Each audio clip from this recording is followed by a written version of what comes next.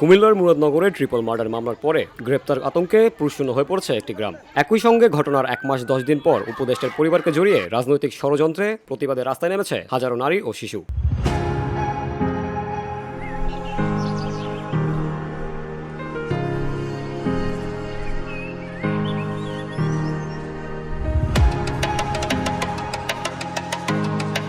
সোমবার দুপুরে বাংলাবাজার থানায় করইবাড়ি বাসস্ট্যান্ড এলাকায় অনুষ্ঠিত হয় এই মানববন্ধন ও বিক্ষোভ কর্মসূচি। প্রায় অনেক নারী ও শিশু অংশ নেন এই কর্মসূচিতে। স্লোগানে মুখরিত হয় রাজপথ। মাদক বিরোধী স্লোগানের পাশাপাশি শোনা যায় মিথ্যা মামলার প্রত্যাহারের দাবি। মাদক সম্রাজ্ঞী রুবি 2 যুগ ধরে এলাকায় মাদকের আস্তানা গড়েছিল। গণপিটুনিতে তার মৃত্যু হলেও এখন নিরীহ মানুষকে হয়রানি করা হচ্ছে। রুবির অপকর্মের কথা কি বলবো, উনি হচ্ছে একটা দেহ ব্যবসায়ী, একটা নারী ব্যবসায়ী। এরপর মানুষের জায়গা জমি সবকিছু দখল করে সব সময় খাইতো। তাকে কেউ কোনো কিছু বললে শিশু থেকে ধরে বৃদ্ধ মানুষকে উনি মারধর করতো, মানুষের অনেক কিছু লুটিয়ে পাঠিয়ে নিত। কেউ গ্রামে রাজিস্ট্রেশন বসবাস করার মতো ছিল না। তারপর 14 গ্রাম একত্রিত হয়ে উনিকে গণপিটুনি দিয়ে হত্যা করা হয়েছে। উনি অনেক খারাপ লোক ছিল, উনি অনেক নিকৃষ্ট ছিল। উনির মেয়েরা 1 মাস 10 দিন পরে কেন আসিফ মাহমুদ সজীব ভুঁইয়ার বাবাকে কেন এই অপরাধে জড়াচ্ছে?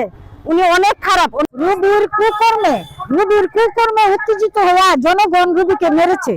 চেয়ারম্যান এখানে নির্দোষ। চেয়ারম্যান একজন সরকারি লোক, তাকে কেন আসামি দেওয়া হচ্ছে? সে তো একজন ভালো চেয়ারম্যান, আমাদের মনোনীত চেয়ারম্যান। সে মানুষের ভালো চা।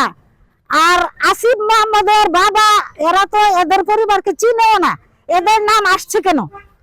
এরারে দোষী করছে কেন? মানববন্ধনে বক্তারা অভিযোগ করেন 3 জুলাই মোবাইল চুরির ঘটনাকে কেন্দ্র করে দীর্ঘদিন ধরে ক্ষোভে গণপিটুনিতে নিহত হয় রুবি, তার ছেলে ও মেয়ে। কিন্তু ঘটনার পর মাদক মামলার নির্দোষ ব্যক্তিদের ফাঁসানো হচ্ছে। পুরুষ শূন্য হয়ে গেছে গ্রাম। চুরি ডাকাতি বেড়ে গেছে, রাতে ঘুমাতে পারে না, প্রতিদিন পুলিশ এসে ভয় দেখায়। আমাদের চেয়ারম্যান মনোনীত চেয়ারম্যান, সে নিজের দিকে না তাকায় জনগণের দিকে তাকাচ্ছে। সে ভালো লোক, তাকে কেন আসামি দেওয়া হচ্ছে? সে একজন সরকারি অধিনায়ক, তাকে কেন আসামি দেওয়া হচ্ছে? কোনো ষড়যন্ত্র আছে? জীবনও কোনো খারাপ কাজ করতে পারে না।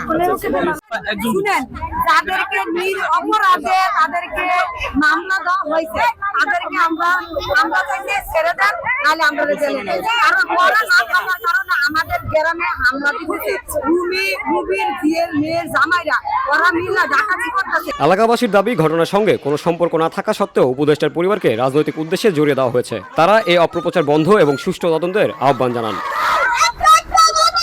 মানববন্ধনে অংশ নেওয়া নারীরা হুঁশিয়ার দেন, যদি মিথ্যা মামলা ও গ্রেপ্তার বন্ধ না হয় তবে নারী ও শিশুরা আরো বড় আন্দোলনের ডাক দিবে। VOD Bangla news desk.